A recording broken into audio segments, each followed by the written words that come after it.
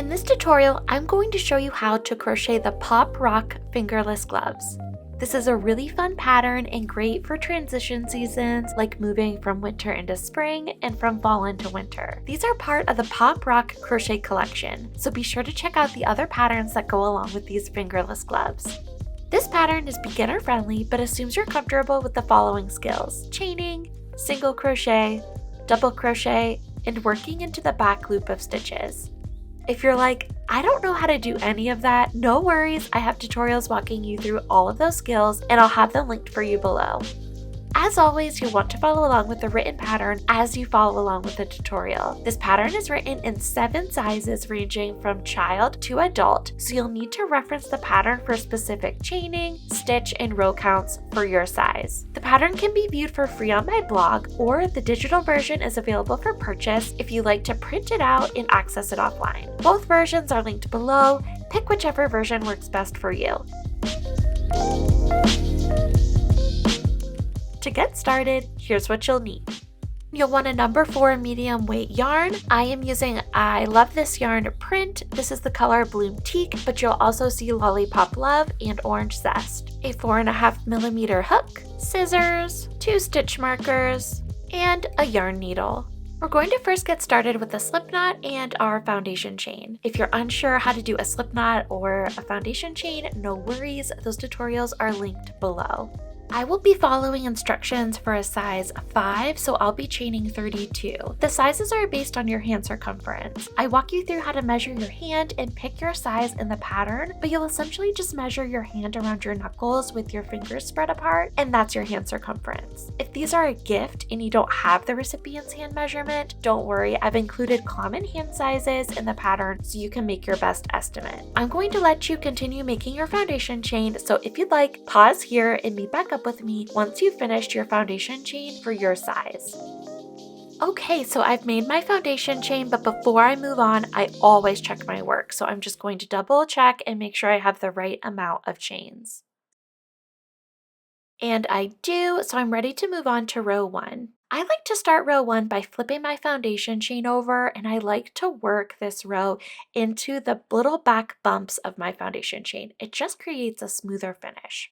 I want to briefly mention that the number of rows determines the circumference of these mitts, so it's super easy to adjust by either adding just more or less rows. However, the pattern does give specific row counts for you to follow. Anyway, the pattern is worked sideways, so each row is split into 3 sections: the wrist cuff, the body, which is the hand portion, and the finger cuff.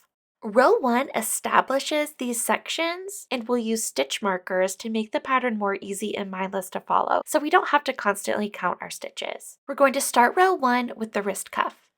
Starting in the second chain from our hook, we're going to make a single crochet. And for size 5, I am going to single crochet in the next 7 chains. So my wrist cuff will have 8 total single crochets. This number will vary depending on the size, so reference the pattern for however many stitches you need to make for your wrist cuff. Okay, so I have my 8 wrist cuff stitches. I'm now going to place a marker into that last and 8th stitch. Place your marker in your last cuff stitch. We're now ready to move on to the mitt body.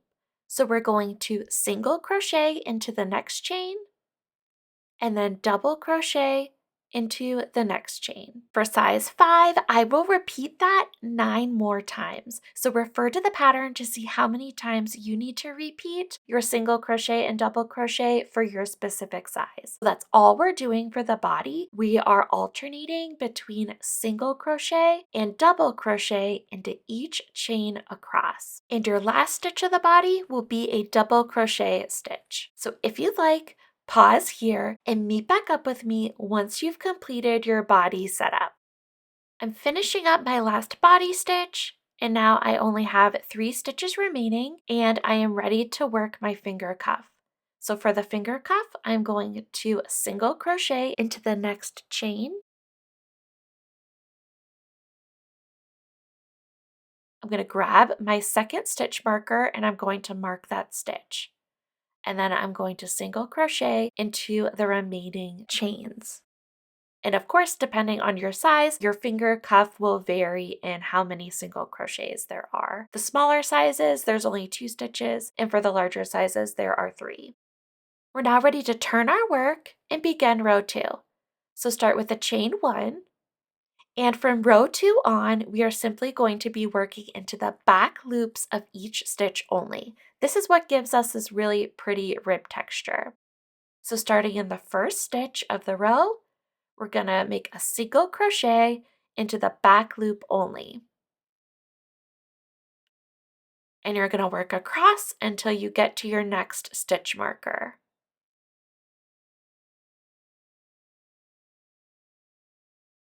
So I'm at my next stitch marker, and I'm crocheting into the back loop of that stitch, and I'm going to replace my stitch marker. So we've just completed our finger cuff step of row 2, and now we're ready to move on to the body. So we're going to skip the next stitch, and in the following stitch, we're going to make a single crochet and double crochet into the back loop only. And we're going to repeat that across our body. So we're going to skip a stitch, and then single crochet and double crochet into the back loop only of the next stitch. Skip a stitch, single crochet and double crochet into the back loop only of the next stitch. You're going to repeat that process up until you get to your next stitch marker. And of course, depending on the size that you're making, it will determine how many repeats of this you do. So if you like, pause here and meet back up with me once you get to your next stitch marker. Okay, I'm working my last single crochet and double crochet combo. Perfect, and now my next stitch is our marked stitch.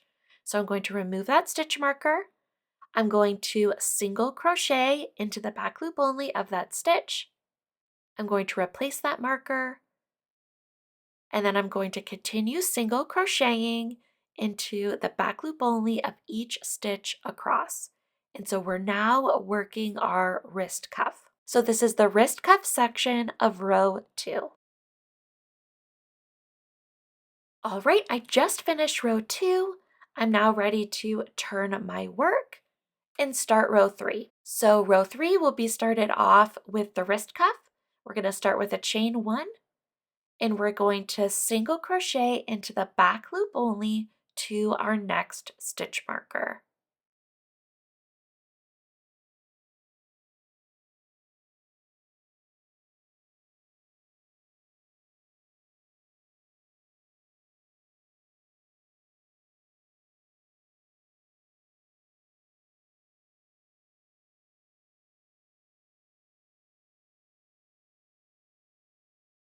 I'm at my next stitch marker. I'm going to pull it out, and I'm going to single crochet into the back loop of that stitch, and I'm going to replace my marker, and that completes my row 3 wrist cuff. I'm now ready to move on to my body stitches. So we're going to skip a stitch, and then we're going to single crochet and double crochet into the back loop only of the next stitch. Skip a stitch, single crochet and double crochet into the back loop only of the next stitch. Repeat that process all the way across until you get to your next stitch marker.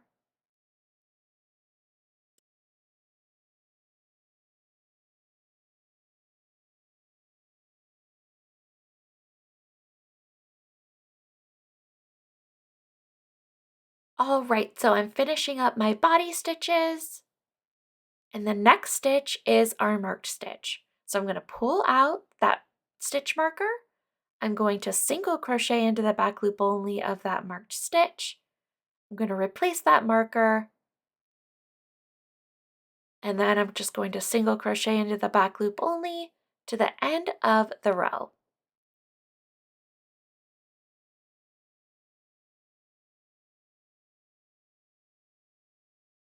That concludes our row 3 finger cuff and row 3 overall. For the remainder of the project, we're simply going to repeat rows 2 and 3 until you've reached the final row count for your size. So if you'd like, pause here and meet back up with me once you've completed all the rows for your size. I'm following size 5, so I will do a total of 26 rows.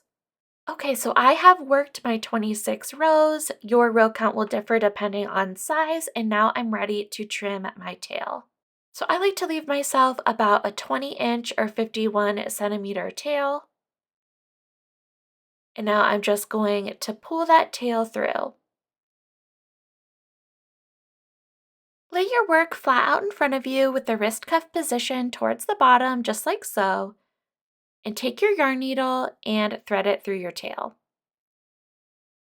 We're now going to mark our thumb placement, and this doesn't have to be exact, and you can totally adjust this for your unique fit. But from the wrist end, take one of the stitch markers and count up. For my size, it'll be 15 stitches. Refer back to the pattern for how many stitches you want to count up, and I am marking that 15th stitch.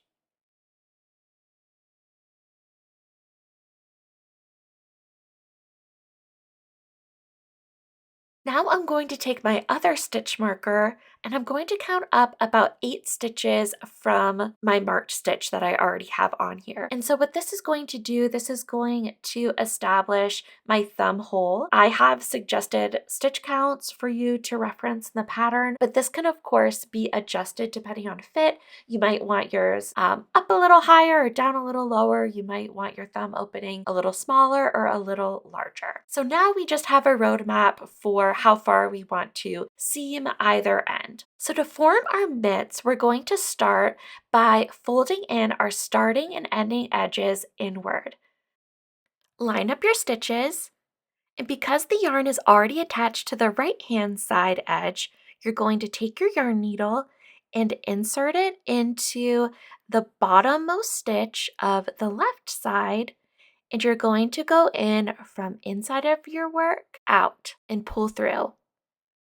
You're going to then take your yarn needle and go to the second stitch on the right hand side, and you're going to insert your needle into that stitch from inside out, pull through,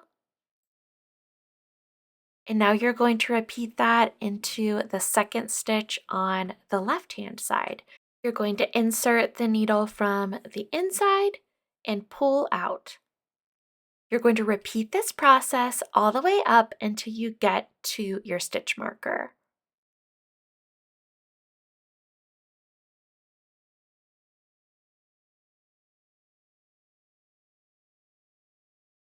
Okay, so I am up to my stitch marker. I'm not working into that marked stitch, I'm just before it. And so now we can go ahead and cut our yarn, and I'm going to secure it to the inside of our work. And I actually suggest that you just cut your yarn. I've made several pairs of these, so I know exactly where I want my thumb to be placed, but don't secure it yet. Just go ahead and trim your yarn, leaving like a long enough tail if you would want to adjust it. But I know that this is where I want my thumb to be placed, so I'm going to go ahead and secure this tail before I trim it. So I'm trimming my tail, and now I am turning my work back right side out.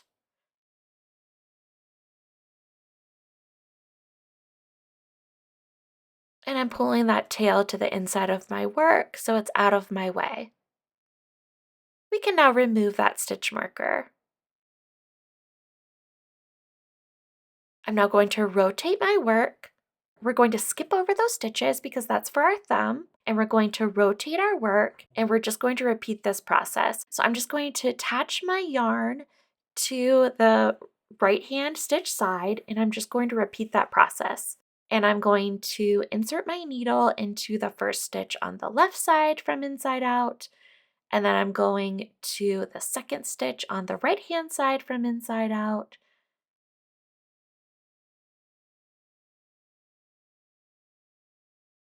And going to the left side, I'm going to the second stitch from the right side out, and I'm just going to work my way up to my next stitch marker.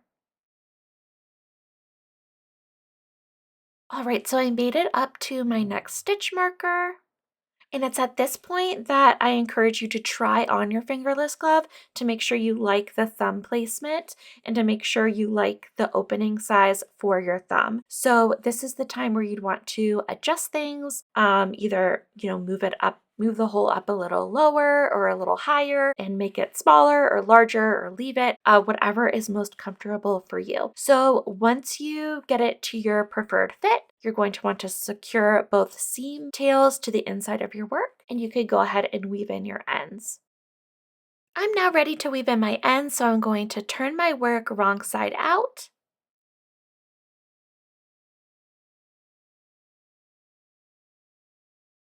And I'm just going to take a tail, thread it into my yarn needle, and I am just going to weave in my end. I'm going to secure the ends that are marking my thumb outline with a little knot.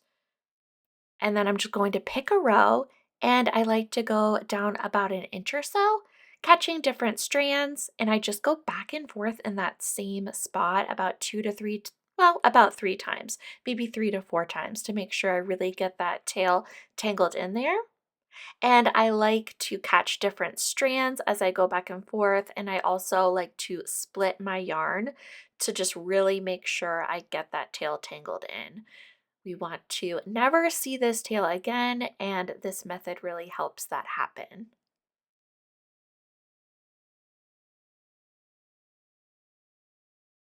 I think that looks good, so I am going to go ahead and trim that tail, and I'm just going to repeat that process for all remaining tails. And there you have it, the Pop Rock Fingerless Crochet Gloves. I really hope you found this tutorial helpful. If you did, please let me know by giving the video a thumbs up, and be sure to subscribe so you never miss a new tutorial. Thank you so much for watching. Bye!